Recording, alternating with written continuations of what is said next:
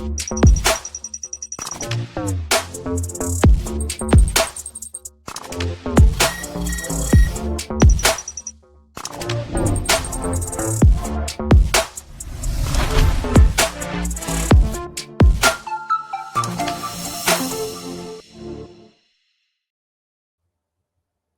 guys, what's happening? I'm Ilio. That Scale RC Show, episode 140. What's everybody up to? Not much. What are you guys up to? Nothing. It's another day. We're having, I don't know how it is up there for you, Jay, but and actually even Elio, but for us, dude, we're in a weird like warm up right now. It's been like a high of like almost 70 degrees every day since like Monday. Oh wow. Same thing. But yeah, it was. I went crawling then today, and it was like mid-50s. It wasn't bad. My mom's in Idaho, and it's like 20s. Yeah, we dropped to like. So, yeah. We do. I think we dropped next week. We dropped back to like low 50s, mid 50s. Wow. Yeah, I think it's supposed to drop. And then I was looking at the Cisco weather. I think they're supposed to get snow next week or the week after. Wow. Yeah. We get a chance of rain sometime next week. Yeah. This has been the mildest winter I think we've had in years and years and years.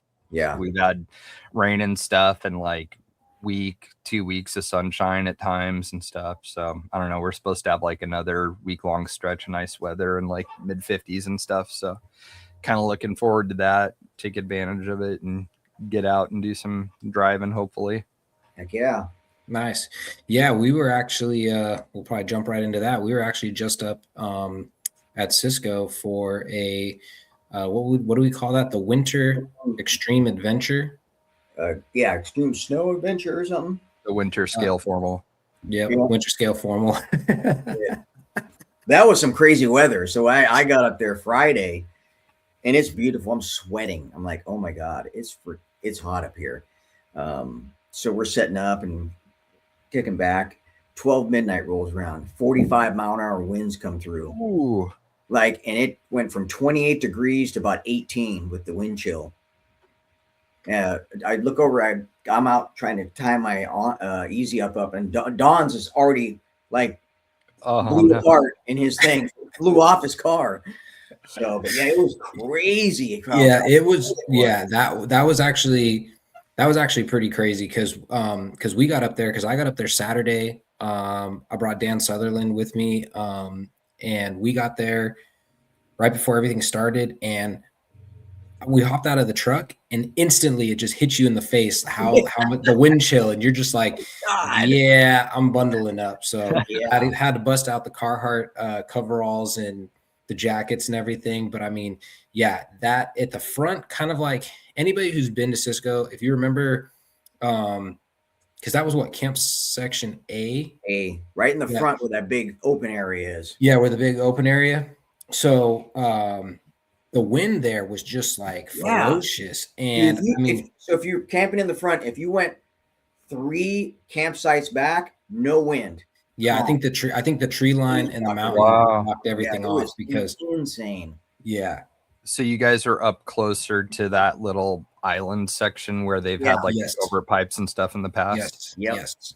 That's a cool spot too. And then there's that whole side off to the left if you're like looking towards where the creek would be, like towards the entrance on that road on the left. I think it was K one year or something. It was just sick. Was one of the trails up there.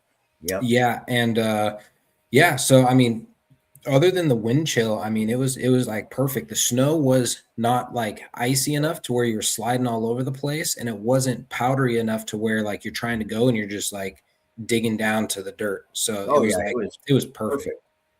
Yeah, the only time I've ever smoked a brushed motor was in the snow. Oh, really? Really?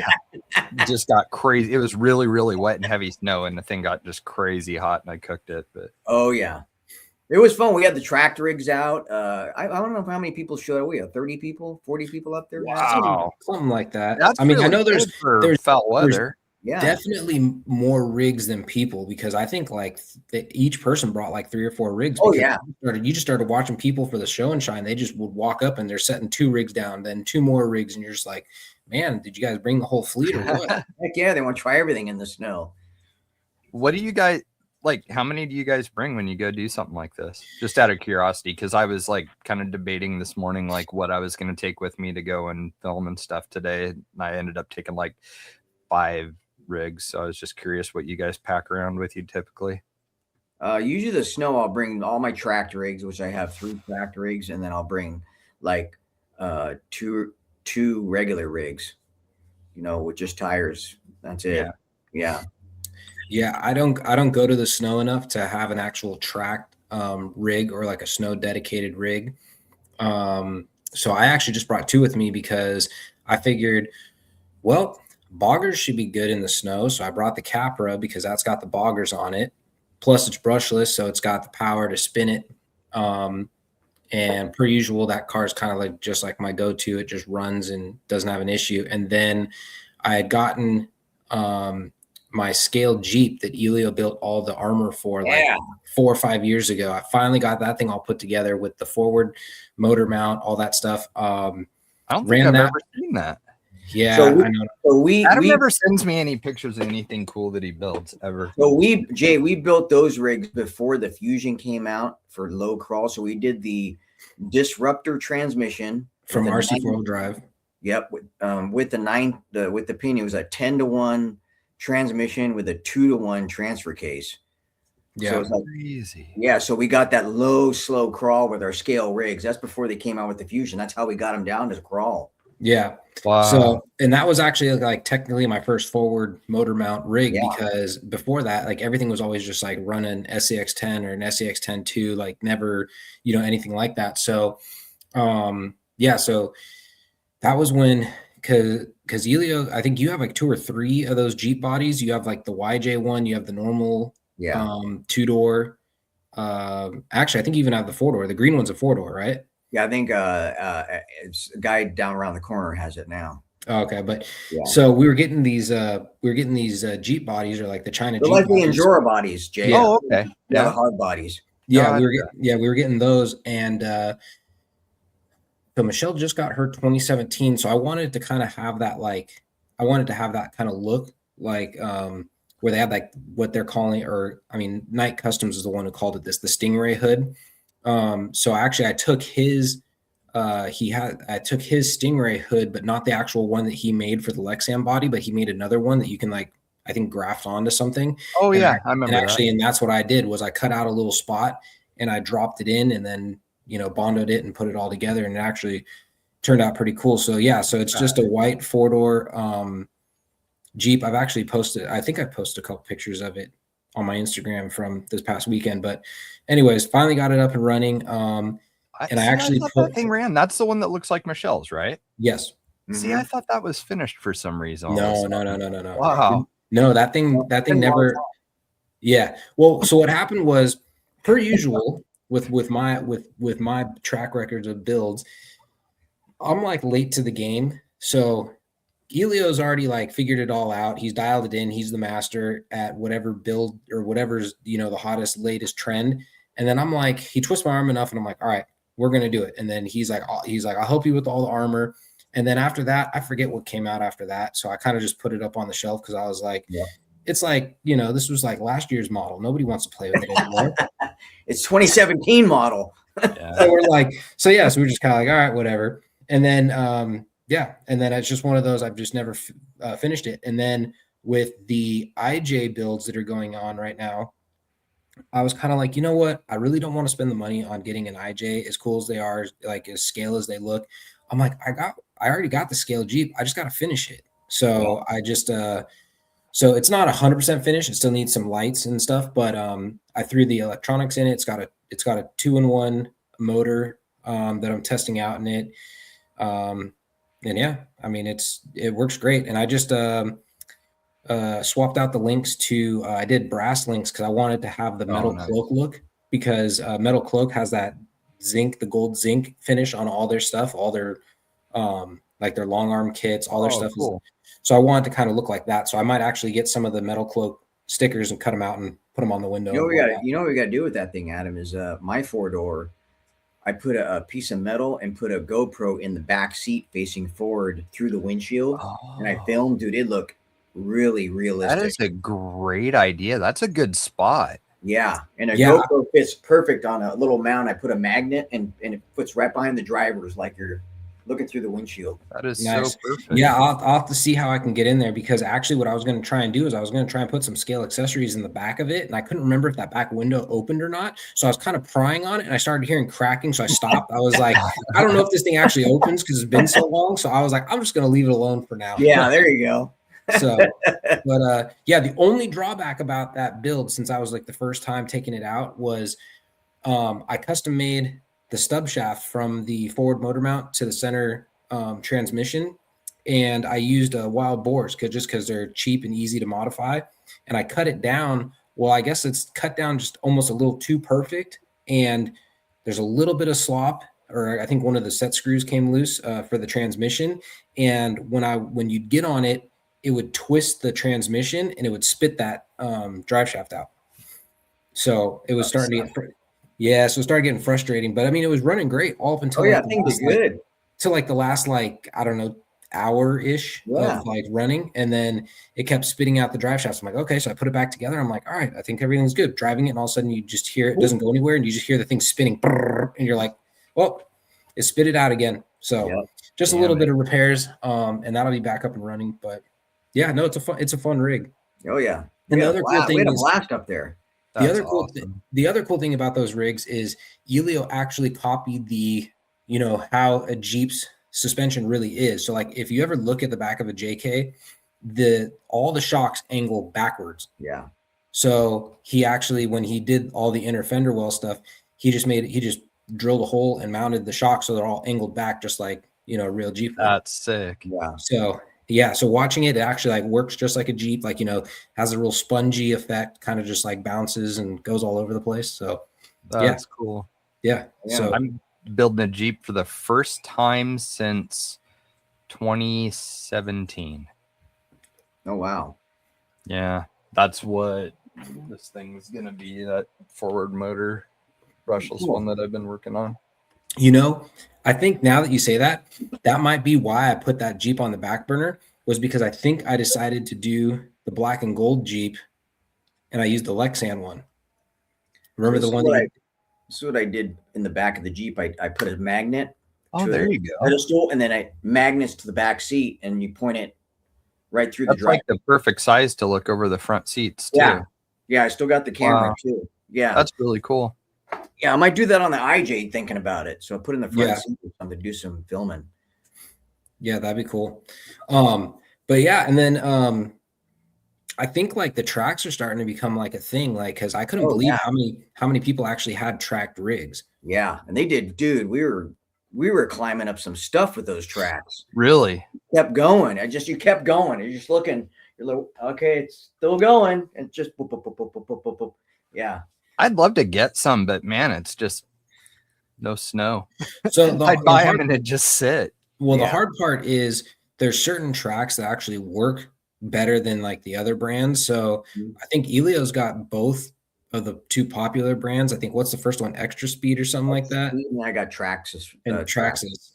And he said the Traxxas one work killer. Yeah, I would imagine the Traxxas ones. They call them deep snow tracks because they're on the portal, so you can go pretty deep with it. That's rad. That would be fun.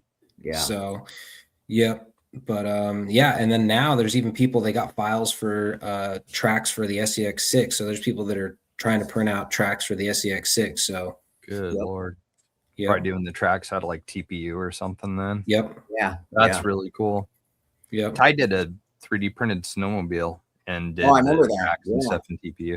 I want to see I want to build like fun winter stuff, but we just don't get that here. I mean, you would think that Washington, but we get like 1 day of snow a year if we're lucky, and we've had nothing this year and probably won't. So it's like I don't get to play with any of the fun stuff like that. And like Elio's only like an hour and a half away from the mountain, so it's easy for me. It's like it's a whole production, so that's why I'm just kind of like So I love the snow. Haven't put forth the effort. I guess I could drive up near Mount Baker, like up near Bellingham. Baker's got a ski resort. There's probably some snow off the side of the road somewhere up there. Oh yeah, it's That fun. might A be. lot of people when we did our first one up at Forest Hill, not a lot of people have ever scaled in the snow, and they had a blast. Have you guys ever tried snow chains Yes. at all? Yes. I think you They did. don't really work. So they do if the conditions are right. So Oh, okay. I'll have to find this photo, and maybe I'll share it on the our socials. So back in the day, like I'm talking back like probably like 2012 ish, 2013. Me, Michelle, and Monty went up to South Lake Tahoe, and I had just gotten my SCX 10, the original one. And we brought them with us just because we're like, oh, let's try them out in the snow. Like, we are super new to this. And then I had like this idea. I was like, well, maybe we could do like snow chains for these. And I wonder if it would work. And then that was back when RC Crawler was, the forum was really big, and I actually looked it up, and people would like kind of give their 2 cents of what they used. So I kind of just looked at what some of the other people did. And we walked across the street from the place we were staying, and there was an Ace Hardware right there. So I grabbed like a bunch of the little, I think they called it Z chain or something like that. And I got a bunch of that and a couple of the fishing quick connect, the little spinning swivels, and then just put everything together. I was there with needle nose and 2 needle nose and everything, trying to make everything. And I made them for, what tires did I have on that? Those were the original flat irons. Nice. The original Proline flat irons. And I have some photos of that truck mobbing through this, or just photos, not videos of the thing, just like in the snow. I mean, it worked pretty good. But like I noticed that with the chains, just like on a real vehicle, it's not meant to go through powder. It's got to be on the compacted, almost like ice, and then and they work. Yeah. Okay. I was just curious. It's some of that stuff you never know if it's just kind of like a novelty or if it actually will do some good. I mean, the RC cars are so light and everything that it's like not all the one-to-one stuff always applies. So then there was a guy who had his, what was that? Was that a Creighton? What was he? Creighton 8S. Dude, he was that thing out in that open field. Oh God, snow, dude. He was hauling, man. He was doing wheelies in the snow. Yep, just launching this thing. Yep, with like snow roosters behind it. It was hilarious. That thing was just like on 2 wheels the entire time. So, but yeah, the show and shine was big. We had a lot of cars. We had Nick printed some custom snow trophies. It was pretty cool. Snowflake with the those were I saw that. Those are really neat looking. Yeah. So that was cool of Nick to do that. Yep. So all in all, it was good. Great. I do know that, like, I know the price discouraged a lot of people from showing up, which I can understand it, but at the same time, it was well worth it. And because we're the only ones there. Yeah, it wasn't like you were there and it was packed and you were like, like that was it. It was just like the people that were there to hang out, and that was it. So so they got the bathrooms up and running for us. They were working on it the night before. Yeah. They got the main bathroom open, and that's all the bathrooms working, everything. And that's pretty much what they set that price for, was because it's their off season, so they're not really like advertising or making it an effort to have camping. So they had to bring people in to kind of just make sure everything was ready for the people that were going to show up. Yeah, right. No, that's a good idea. Yeah, it was fun. Didn't the store burn down there? Yeah. Yes. Did they rebuild it? No, they're gonna put another building there. They are. Yeah, they haven't had the time. So really, the only camp store is that Chevron or whatever across the highway. Yeah, which Chevron is exactly with a Subway, and it's got a Korean food place and something else. Well, that's not terrible. Yeah, that's exactly what we did. Before we turned into Cisco, we pulled off and went into the Chevron, grabbed a bunch of trail snacks, and then headed in. Yeah. Nice. So, but no, it was fun. It was hella fun. That's a lot of people for snow. Yeah, exactly. You know, I mean, most people kind of avoid the bad weather and stuff. It seems like Well, it wasn't. Well, that's the thing. It wasn't bad weather. It wasn't like we were in a blizzard. It wasn't like, oh, it was dumping on us while we were doing it. It was like it was sunny. I think it was like, I want to say it was like maybe 28, 30 degrees, somewhere around there, 28, 30 degrees. And but the wind chill at the front where we were talking made it feel like it was like 15 out. But oh yeah, if you were in the back. Oh yeah, we were fine in the back. There was nothing. It was like beautiful back there. How many nights you guys stay there? I stayed Friday night, and then I threw my back out that week at work. So oh no. Yeah, so I came home Saturday. I said, "I can't do it." That sucks. No, that's why I want to do a redo. Because I just did a day trip. So oh, right on. Yeah. Well, because originally I was planning on bringing Monty, but somebody had some dicey Mexican food the night before. So that'll do it. Little DEF CON going on. Yeah, the bathrooms not nice. A fun day in the snow at all. But see, that's what he was worried about. He didn't know that those were going to be open. He thought it was he thought it was going to be like last time, the two little wooden shack things. So he was like, yeah, no. Actually, I went in there to change. It was freaking, the floors were clean. It was all clean. Wow. I'm like, yeah, it was nice. When you're sick like that, though, it's like you want like your own bathroom at home. Oh, yeah. And your bed or couch. And that's like all you care about. That's so miserable. Poor guy. Yeah. So, yeah, but yeah, no, like I said, it was fun. No SCX6s in the snow? I brought mine. Elio had his. Larry had his. I think you guys were the only ones that brought 6s. Yeah, we're the only ones that brought 6s. We were mobbing them around. Yeah, because I would imagine they killed it. I mean, that would probably work really well. Yeah, they did pretty good. I was going in the field, jumping it, and thrashing the shit out of it. So.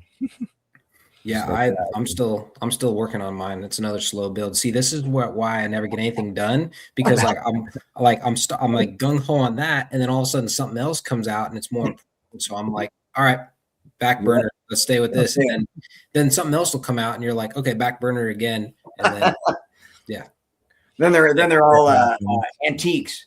Yep, then they're all antiques. Mm-hmm. Well, I think that Dakar FJ that I just finished, that I want to say I started that body 2 years ago or something. I think it was probably about 2 years ago.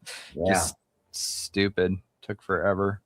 Yeah. Well, but I'm glad it did, because it turned out better, than, because I can do more now than I could 2 years ago. Like my skills have improved. So it's for the best that it took as long as it did, because it turned out better. But it's still kind of like, man, I can't believe it took that long. It's just been sitting. Well, it's funny that you kind of said that, because I don't know if Elio's ever done this either, but like there's certain builds that I have, and like you pull them off the shelf. Like for instance, the tow trucks that we did, I'll look at the way that was done, and I'm like, man, I can't believe we did it like this, and we did this, and we did that, and because it's like now we've been doing it so much longer that you have better resources, and you're like, oh wait, this is how we can do this and achieve this look better, and it's just funny to see the evolution of. Also, too, back then there was no 3D printing. No, right. We had to fab everything. It's like we fab all our shit together. It's like there's no 3D print. Here's the part. Yep. Well, yeah, because remember, even the 3D printers still weren't even super big when we were doing, like, for instance, remember the red flatbed, the 56. Elio made the mirrors. He was taking, like, what did you take? You took a washer and a little piece of metal, and you had to like sit there and hold it and try to tack it and make a mirror. And I mean, like, it was challenging, because it's you're working with this little pinner stuff and trying to put it all together. You're closing your eyes like bzz, bzz. And you're like, okay. And then when you're done, you're like, did it turn out okay? It's crooked. And now you're trying to like straighten. So yeah. You know what I noticed, that when I looked back on builds that I had done earlier, the one thing I noticed that I was super, super terrible at is cutting out bodies. Like, I think I've probably gotten better at it over the years and like a lot more patience, but man, like some of the early stuff that I look at that I've done, it looks like I used like a beaver to cut the body out with or something. I mean, like it's so bad. So it's just funny, like what you kind of like polish over a period of time. Oh, yeah. But see, that's what's funny though, is because like Jay's always building, everything's like got like the nice livery on it. It's all like perfect, like almost like what you would see. Whereas like Elio in my style is like more like the rust beat up, so if it is a little hacked up, hey, it's that's all how good. it looks. That's I how need it to looks. do something like that. I need a build like that I can just kind of not care about. I don't even know if I have anything that I just beat on like that. I don't know. I think it's time that I do something that's distressed, though. That would be cool looking. Yeah. Well, see, the beauty about the distress stuff, because like we still get it. Like those guys that were asking about the capper on the trail, they were like, "Oh, what body is that?" I was like, "Oh, it's a quad body," and they're like, "Oh, how'd you like get the body like that?" I said, "Oh, it's easy." I said, "You just layer the paint." I said, "Since it's a hard body, just keep like go. Okay, I want some rust. Pick some kind of browns. Just kind of fog it over there. Okay, I want some black in there. Fog it over there, and then." You just make sure that your top coat's whatever color that you want it to be, and then you just kind of lightly put those coats over there. Then you just grab like a Scotch-Brite pad and you just kind of lightly start going back and forth on the corners or on the hood and you just keep burning through till you get to the look that you like. And if it's ever like too much, you just go, okay, fog it over again and just start over. It's really it's kind of foolproof because patina and stuff isn't perfect. It kind of just just happens. So it's something that's easy that you can always kind of touch up, but you can't really screw it up.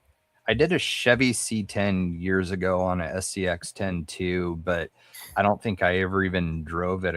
After I finished it, a guy asked to buy it and I sold it to him. So I don't think I ever even did anything with it. But that was like the only distressed paint job I've ever done. And that was a Pro Line body, but it was super fun to do. I just haven't done it. Even with the Lexan, so with the Lexan, you can actually go a step further and you can actually paint the underneath whatever you want it to be. Like you could actually pick like silver. That's what I did. So then you paint, then you just layer all the other stuff that I was just mentioning on top. Yeah. And then you can just keep coming down until the silver pops through. And then you're like, okay, you hit bare metal.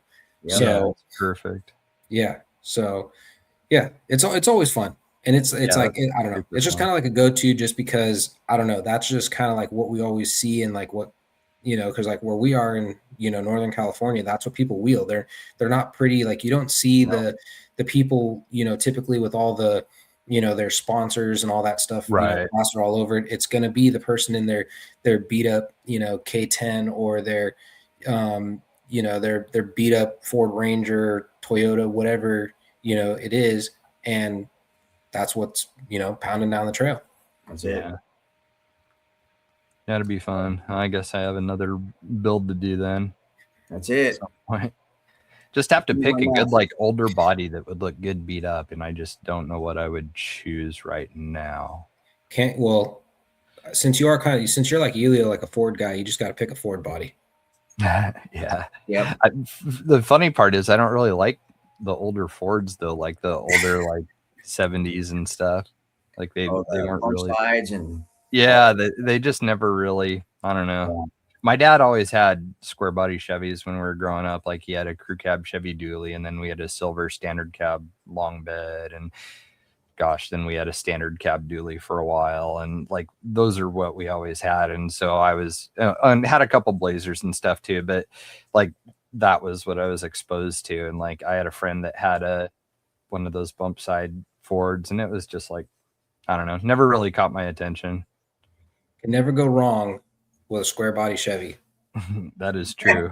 I'll tell you that right now. You can never go wrong with a square body Chevy.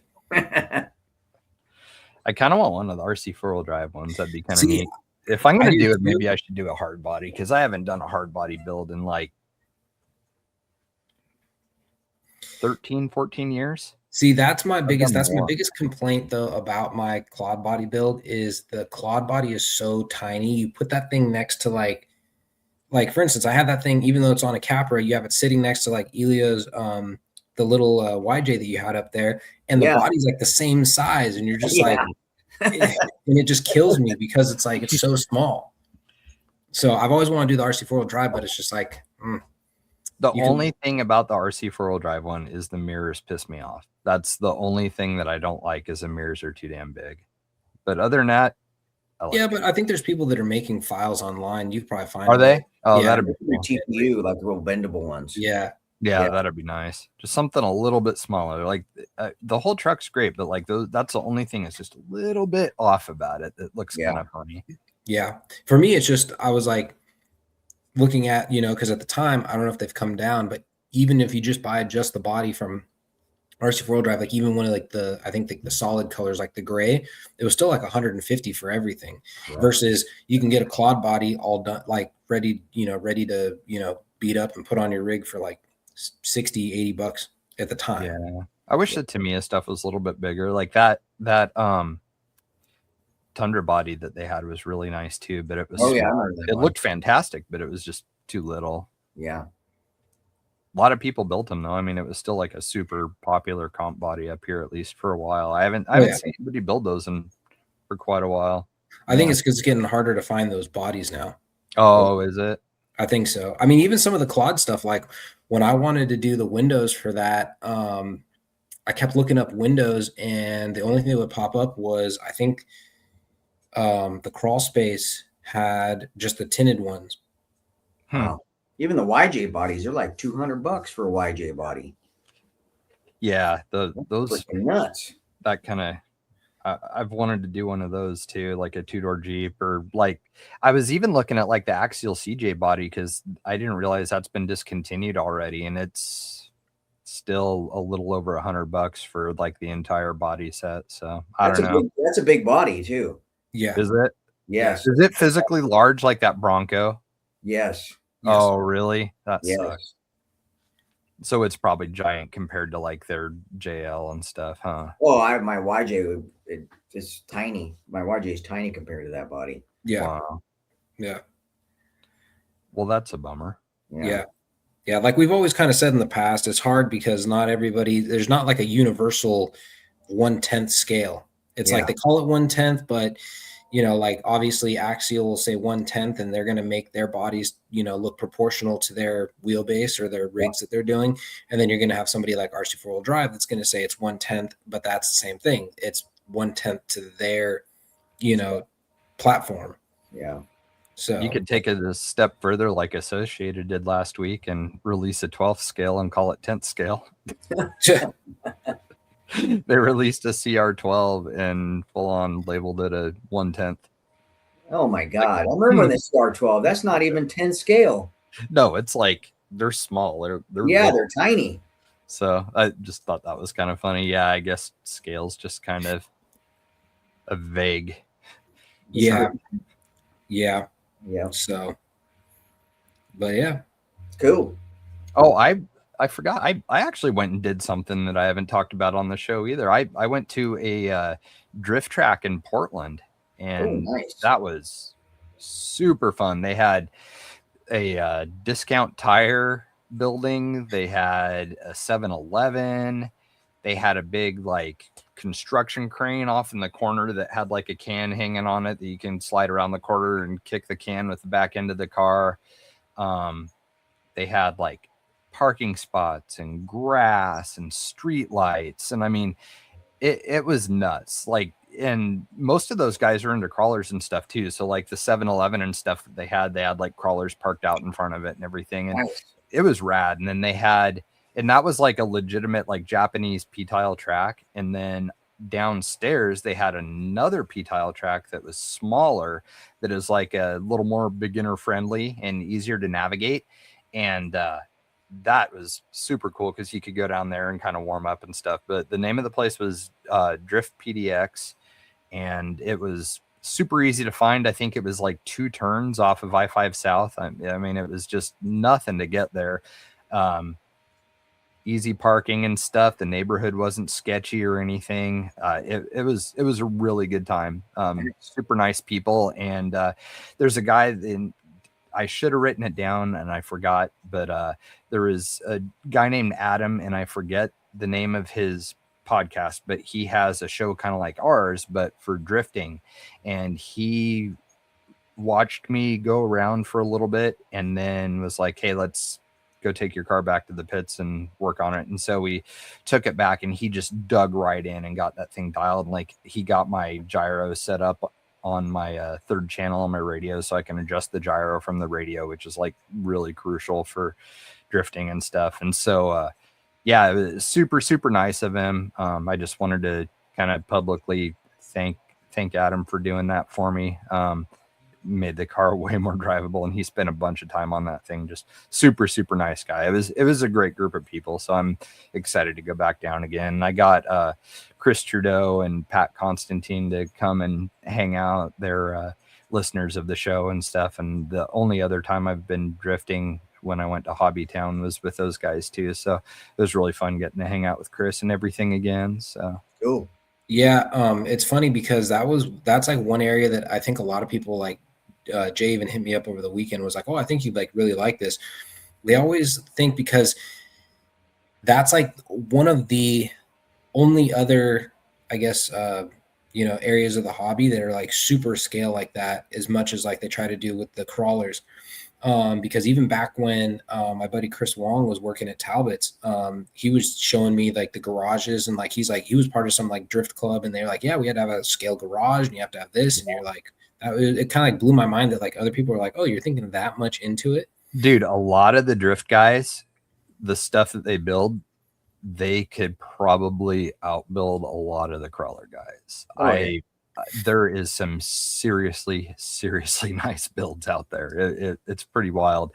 One thing I noticed though, like the popular cars didn't have interiors and stuff like that. Like almost everybody there just had like a body with like a fake cage and stuff in it. They didn't have seats and a dash and stuff like I did, because it kind of hurts the performance some. So, I wanted to do a super scale build because I'm a scale nerd and a dork. And so, I thought it would be fun, but like the guys that really rip around don't have. Yeah, but it's just like the crawlers, the ones that are super scaled out, they don't perform as well as the ones that are stripped down.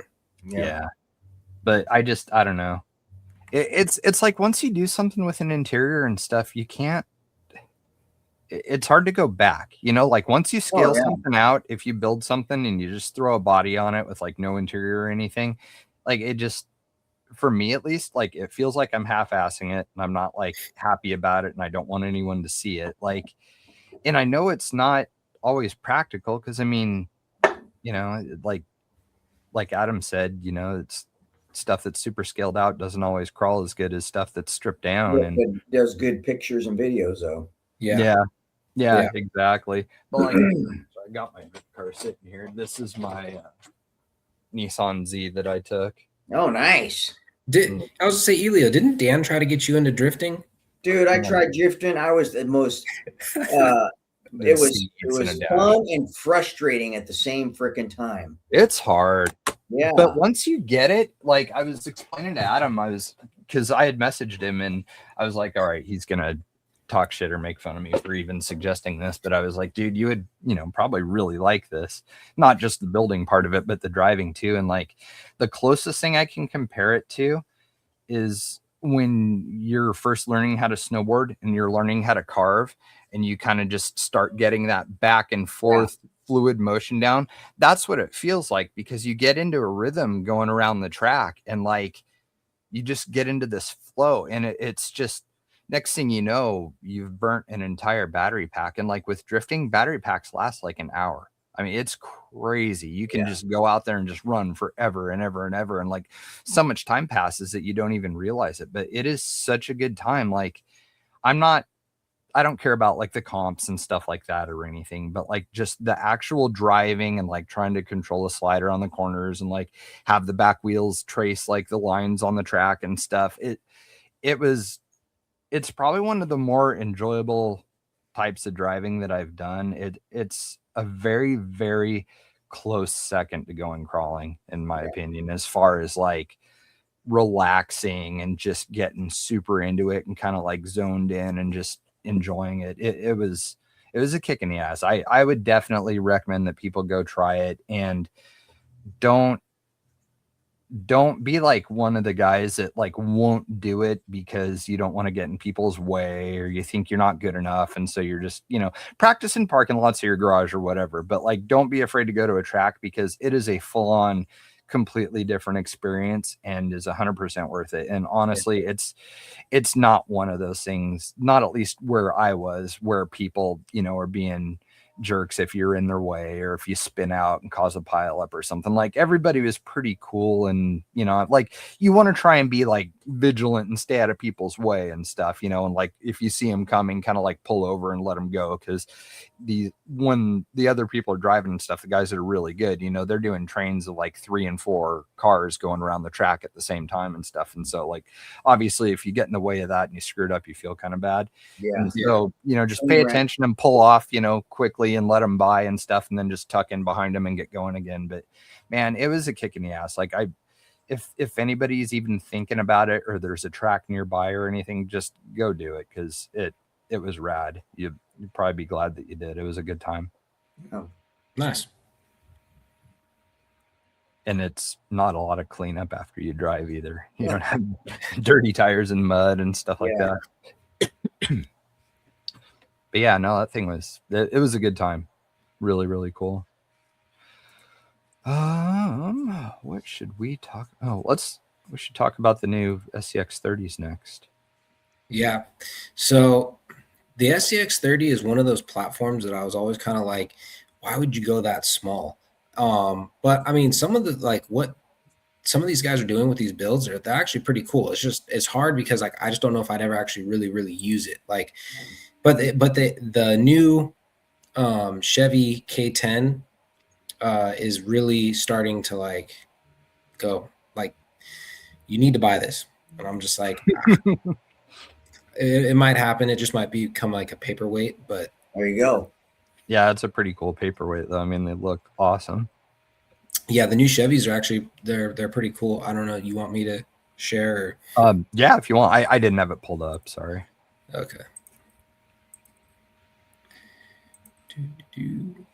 Oh man, don't sneeze. All right. Is that sharing okay? Because I don't have the StreamYard open. No. Let's see here. There we go. It's on Man, there. that's beautiful. Yeah, the black one. They do have the green one. Oh, the green. So they've released. Yeah, these are the two that they've released, and that's the one I mistook that I thought was a C10 yes. because it was kind of the color of the SCX. Okay. Because I was going to say they had because they had the square body in the 24, but in the 30 they've only come out with these two, and all of this stuff is actually customizable because you can actually take this roll bar off. I think they actually give you like 2 like stacks if you wanted to do that too. Oh, really? You could take the Walker Texas Ranger roll bar off if you wanted to. It comes with the little steely tires with the boggers. I mean, it just screams American nostalgia right there. So that is super cool. So yeah, it even comes with little mirrors and everything. I don't know. It's cool. So, and it, at 99, fits in the palm of your hands. It fits in the palm of your hands. Yeah. And it's got such a sick transmission design. That is one of the coolest things about that. Little side. But yeah, these things are like, they're just a little badass little rig. So, I mean, you get everything you need. A little remote. May have to pick one up at some point. Yeah, I might have to too. So, yeah. So, that's pretty much it. Because otherwise, everyone should be familiar with, if I go back enough, the Jeeps. Yeah, the Jeeps, and then I think the Bronco. Yeah. So, but I mean, I still can't believe, like, even just looking at the Jeep, look how like scaled out, and the light bar, and the, all the trail accessories. Those things are tiny. And the wheels and tires are very size appropriate on these. Yeah. It's not like the 24 where they're kind of too big. Like that, the SCX 24, that's the Toyota 4Runner hard body, is like the funniest looking mini that or micro, I guess, that I've ever seen. Like, it's kind of goofy. These look a lot better. Oh yeah. So, and of course, they stole my heart with using a Chevy. So, but yeah. Oh, well, can talk about this really quick too. 2026 King of the Hammers is going on right now. And in the past, it has been a event that Axial had sponsored for like years and years and years and years, clear back to when they were with like Hobby Co. and Jeff Johns and stuff was there. It was kind of neat to see Vanquish stepping up and representing the RC industry out there in the off-road community. I thought that was really cool of them. That's a long time to be out in the desert in the dust and the wind and the weather to show people RC cars. But I thought that was really cool that they, you know, took the time to go out there and represent this industry and show everybody what fun it is. So hopefully that'll be good, and we'll get a lot of new people into the hobby because of it. So cross our fingers. Yeah. So maybe that's what me and Elio should do. We should probably talk to Dan Wilson, see if he wants to come on the show. Yeah. Yeah, that's a good idea. Yeah, we'll get Dan on here.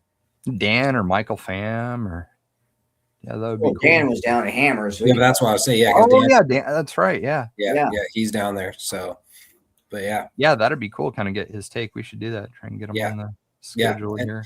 And has anybody been watching all the videos that have been popping up on Instagram and social media and stuff? Bro. 2026 King of Fights. Yeah, King of the Fights. King of the Hammered.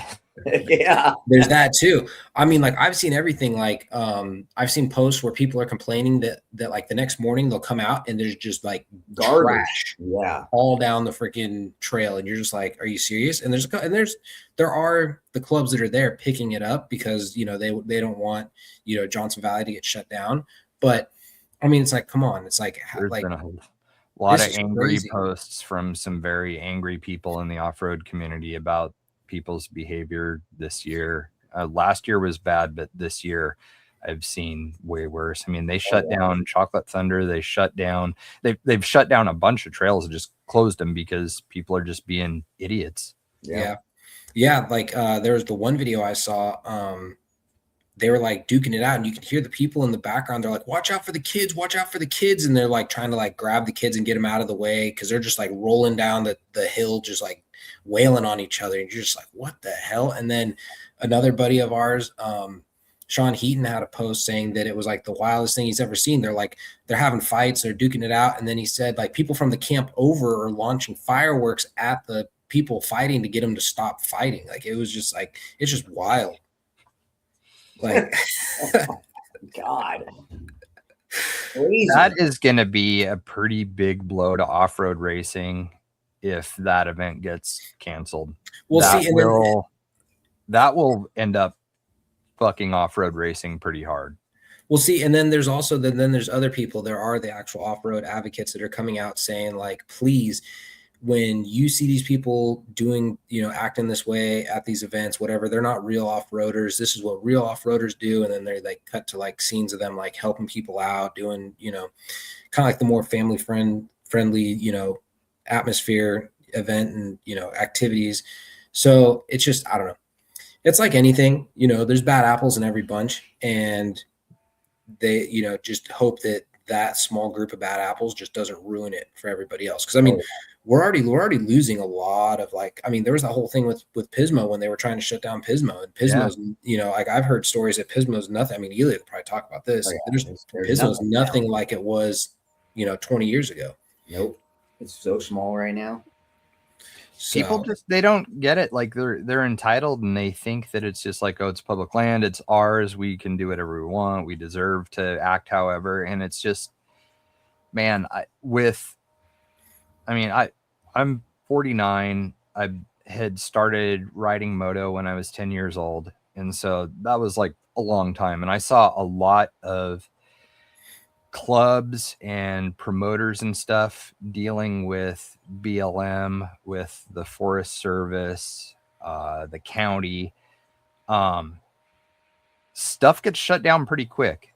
People don't understand that the people in City Hall or down at county, they don't care about RC cars. They don't think RC's cool. They don't care about off-road racing. Like the people that make these decisions and are the ones that grant permits and stuff, they don't share the same views and passion and stuff that we do for what we do. And so they're not going to think twice about shutting something down like Hammers or a local crawling spot and stuff. I mean, there's the place that I went to today. I almost never go there on weekends just to stay out of the public eye, you know, just so that it's like, just so that you're not like interfering with other people that are trying to use the same space. You know, it's like if you're kind of just out of sight, out of mind, nobody's ever going to complain. They're not going to close it down and stuff. So I take a lot of like precautionary measures to like just not be a nuisance when I go to a public park or something and go crawling and stuff. And I've seen guys smoking weed, walking around, people drinking, smoking cigarettes, dropping cigarette butts, leaving cans and stuff. And it's like, it just takes one or two people that are visiting that park that see that and then write an email to the city or a phone call or something and be like, hey, we were at a park and there was some RC guys there smoking weed and, being idiots. And it doesn't take anything to get this stuff taken away from us. And I've seen it happen. A lot of these younger kids and stuff haven't, and guys that are new to the hobby that have never been involved in off-road and things like that, they don't understand that like nobody cares about this but us. Like there's nobody within like city government and stuff that's going to fight for us to use these places. So it's on us to police ourselves and do a good job and clean up and act right, when there's people and children around and stuff. And it's just, I don't know, man, people are just forgetting how to act. I mean, there was I used to hold comps up there all the time and stuff, and guys would smoke cigarettes during the comp, and there's no smoking at public parks, so that makes us look like shit right from the start. Women would walk by and they'd make comments and stuff, but like loud enough to where like, they heard and that's what ended up killing the club and all of our comps eventually was just people being dipshits, not knowing how to act. And see, and that's why like we always make it a point, like even at this last event up at Cisco, there was a kid who walked by and he found it was like a half drank Monster. And he was like, does this belong to you guys? And we're like, no, but here, we'll pour it out and we'll throw it out. So don't go put it back where you found it. Just we'll take care of it. So we always try to make it a point to like try to clean up. We have an event at Moon Rocks coming up, Fire and Ice, and who got a hold of me? Somebody was asking if there's bathrooms, so they got a hold of Mikey out there, and so they came and poured nice pads for the bathrooms. They put bathrooms out there, and the locals just shot the bathrooms up and burned them. Are you serious? Wow. Dude. Yeah. Wow. Yeah. I can't believe I never heard that story before. I just heard it where there's an event in like 2 weeks, and somebody was asking about bathrooms, and they got a hold of me, and like, yeah, dude, Mike said they fucking shot all the bathrooms up, so there's no bathrooms out there. I'm not surprised at all, because you get see, that's the other problem with like Liquid Courage. You get a couple beers and someone gets the bright idea, hey, let's go take the shotguns and let's like see how many holes we could put through the freaking bathrooms. Yeah.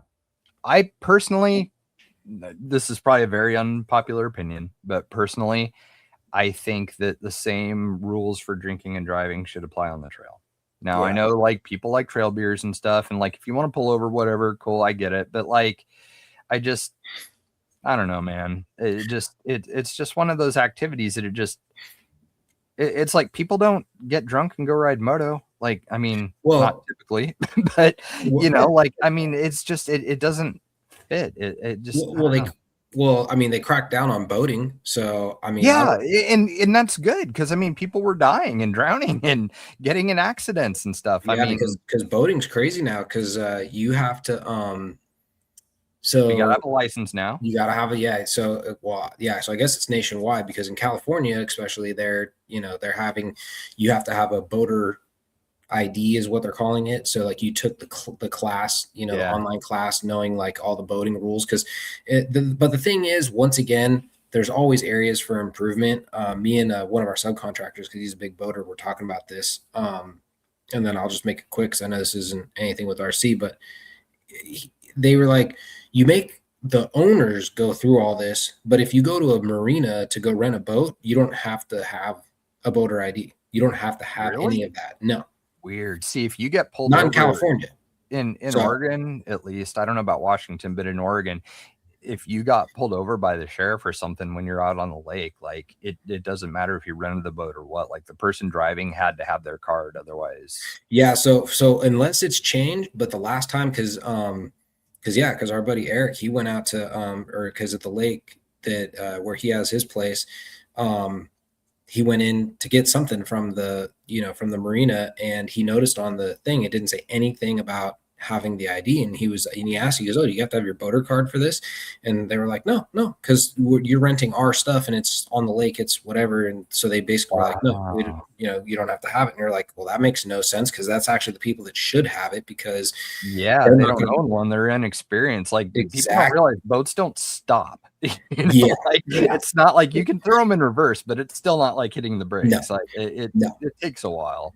Yeah. So, yeah. But anyways, I mean, it's just like, next thing you know, you're going to get the same kind of stuff. And they're going to be like, next thing you know, we're going to have to implement, like, you need to have an RC trail card. You know how to properly behave on the trail to go out and run. Right. Jesus. Dude, people take stuff like that for granted. And I know it sounds ridiculous, but also the idea of having a boating license probably sounded pretty ridiculous too at one point, and it's a reality. So, I mean, it's one of those things where it's just, I mean, I could definitely see in the future with like RC and stuff. I mean, with people having to have like off-road passes and stuff like that to go drive on trails and stuff, I could see it being, like some sort of a pass that you need to share trails, even if you're RCing or hiking. I mean, it's going to come to a point where this stuff's going to happen, I think. So that, or it's going to end up just being like, because Elio, what is it? Carnegie? Did that shut down?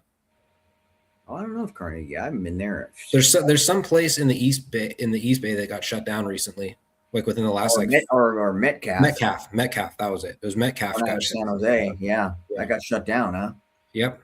So it's just like, that's just what's going to happen. People they're just going to be like, nope. I mean, it's kind of happened in a couple parks around us. Like, we have Hutter Park, and we can't run RC in there because the drones ruined it. Yeah.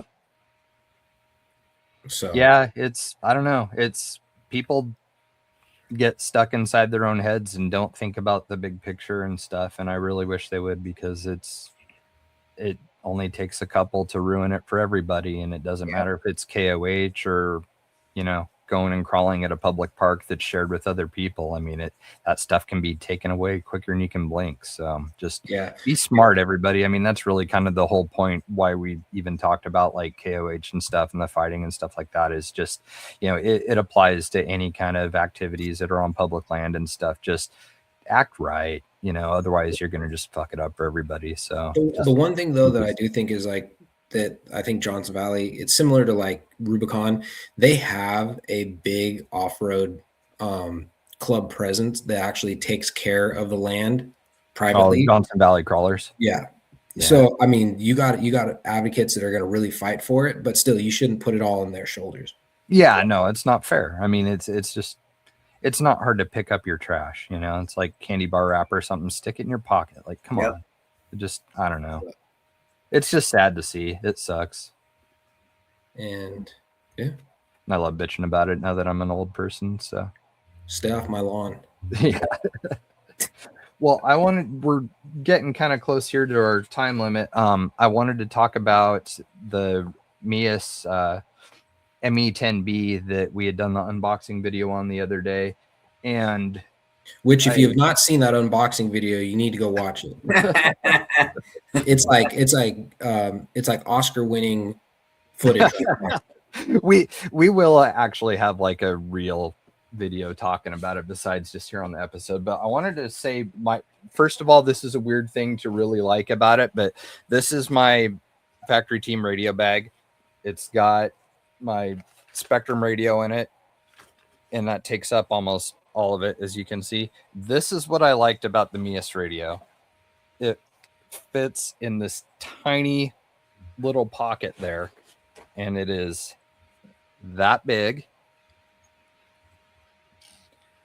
And I have freakishly small hands. Like, I wear a size small to medium in gloves, and this is like, whoops, it's really hard to get lined up. It's just absolute perfect size for me, and I have tiny little hands. Like, I almost don't even need the thumb thingy on it. Like, it's that close. It has a lithium ion battery, charges with a USB-C, which I was trying not to cover it up. What blows me away is, how much was your 5 see, Adam, do you remember what were these things like? 200, 250 bucks, something like that? When I got mine, it was around 220. Okay. With these, you have a liquid crystal display, thumb wheel selector and stuff, which goes out. Not illuminated, and it's a 5-channel. And yeah, they are notorious for. That's why I don't run mine anymore. Go out. That's why I don't run mine anymore. I am almost thinking that I am going to switch almost everything over to this. Now, when you power it up, it's got a full color light up display. That's cool. Same kind of selector wheel. You press it to scroll through the menu. It has probably the most intuitive and easy to use menu of any radio that I've ever done. There's no, or ever used. The receivers are pretty small. They have anywhere from 6-channel to 10-channel. I think the most expensive one's like $16.99 and has a gyro built into it. So, I mean, there's, whether you're bashing or whatever, there's all kinds of different receivers that you can use with these. It feels sturdy. It doesn't feel cheap. I am blown away by the fact that a 10-channel radio like this is $50.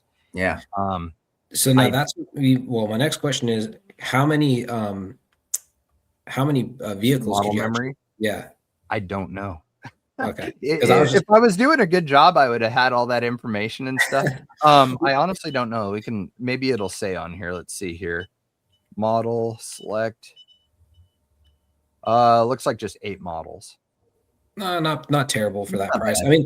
I mean, because for $50, that's cool. I mean, because I don't know anyone who actually uses all like 20 models on one. Yeah, I don't have all my stuff on one radio. Like I never have, just because I loan stuff out to people. Like I'll take somebody with me and it's like, here. So I mean, a lot of the cars that Element has sent us to are RTRs, and so I just keep everything that way because it's easy for sharing. But this thing has been fantastic to use today. It can fit in your pocket.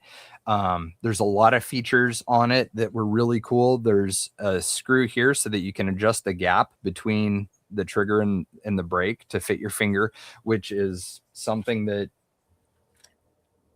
not even my Spectrum has, and this little $50 radio does. The biggest reason behind buying this was for my moon buggy, because we keep talking about rear steer. The Futaba radio's kind of expensive. That's the only other one besides this that we know of that has a knob that you can dedicate for rear steer. Is that correct? MT4 and the the Airtronics. That's right. You can also do the new Noble. Is it the Noble 4? Yeah. The Airtronics Noble 4. I hope that this is something they start doing, because having a momentary switch or incremental and stuff on the Spectrum is not half as convenient as having the knob on these. And what was really cool is when you turn it, it'll sit there. You can hear it beep when you get back to center. So you don't have to sit there and look at, the trim and stuff. Make sure you got it. It's got an audio indicator. This thing was great. Honestly, I think it's probably the best $50 that you could spend on going crawling. Now, one of the reasons why I got this, in addition to the rear steer for my moon buggy, because that was the big one, was for filming, because you can drive with one hand. And so the only gimbal that I have that I've been using all this time was from a company called FreeFly, and it's called a Movi, MOVI. But the problem with it is it will only film in landscape orientation for YouTube, because at the time when that thing came out, it was a great gimbal, but YouTube was all there was. You didn't have Instagram Reels and stuff with that different format. So this is made by DJI, and they are a big company when it comes to drones and stuff. You've probably heard some things in the news about their drones being banned in the US now by our government because they are a Chinese-owned company. My first experience with one of their products was when Haley, RC Girl, and I had raced a rally out at Dirtfish. She had, I think it's just called a robot, but it was one of these that works with her DSLR camera. And it had all the same controls and stuff, but it was just set up with a what did they call that? Maybe it was a hot shoe mount or something. But anyways, it was a killer gimbal, super easy to use and intuitive. This thing was $100. It folds open and the phone part goes on with a magnet. There's a camera for making adjustments for lighting. It's also got a light that is adjustable temperature and brightness as well, so that you don't need to add an additional light. There's different modes. There's a spin mode where it can spin around. There's object and facial tracking. There's a wheel here that does your zoom and a bunch of other functions. And then the nice thing is, having a joystick, you can actually just hold it and you can, it's not going to do it now, obviously, because there's no phone on it, but you can pan and tilt with the joystick versus moving your hand. So like the fluid's all like, it's a really smooth fluid motion. And then there's a really small tripod base that folds out of the bottom. And then it extends a little bit too. So it can act as a selfie stick as well. $100. And this thing today was the first time that I had like filmed RC stuff with it. It was unbelievable. I spent some time trying to drive basically like this, right? You know, I'm not super great yet driving with one hand because I've never been able to because of my small little child hands. And so what I ended up doing today was basically driving like this. Oh yeah, there, yep. I would just hold the gimbal in one, and this actually ended up working out a lot better until I get good with one hand. But this setup for $150, I was able to film some of the best stuff I've ever done today. And you're hard pressed to get a radio for $150, let alone a gimbal and a radio. And the radio has a potentiometer knob for rear steer. So as far as I'm concerned, like, this is one of the, it sounds dumb because I sound like I'm trying to be a salesman here and doing a pitch, but those two items today were game changing. Like, I would recommend that to you guys, to anybody. Like, I was going to say, you should pick up one of these.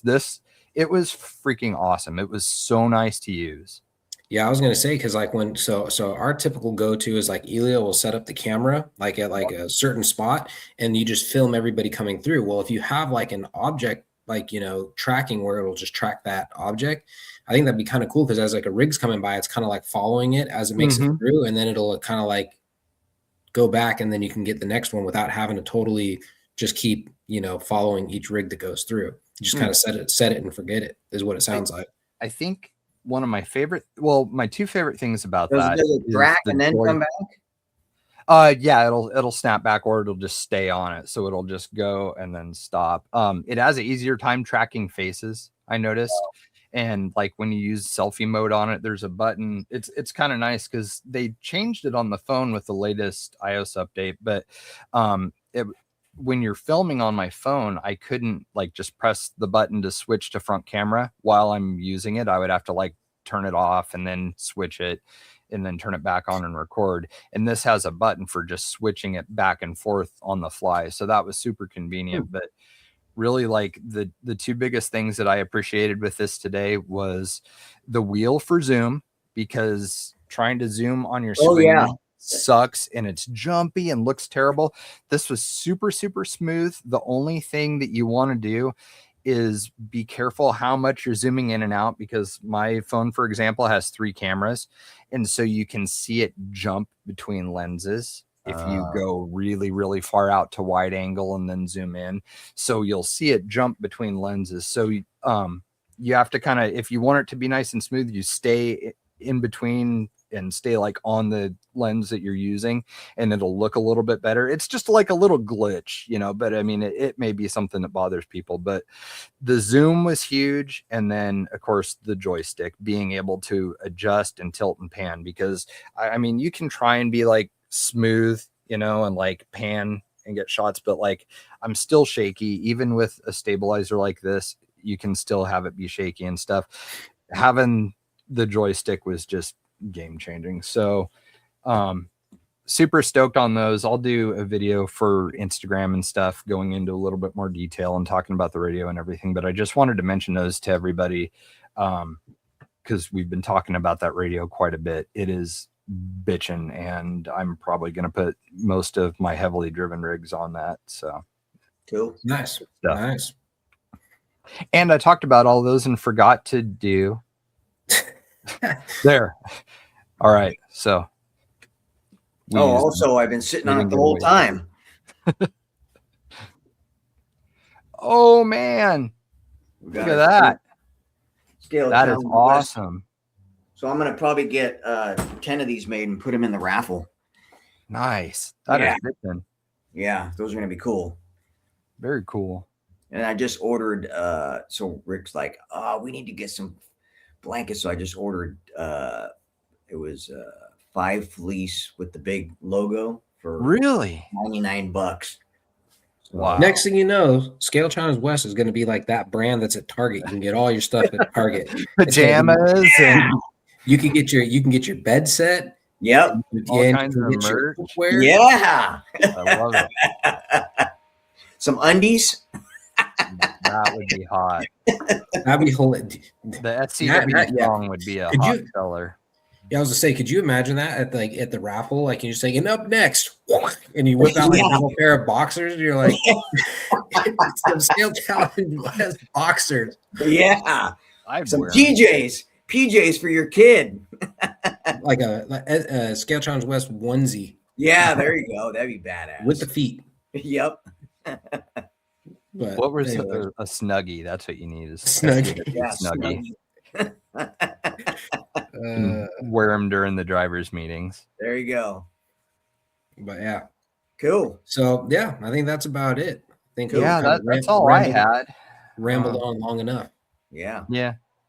A good quick episode. Still ended up being over an hour though, even though we were like, oh, let's just hammer something out quick.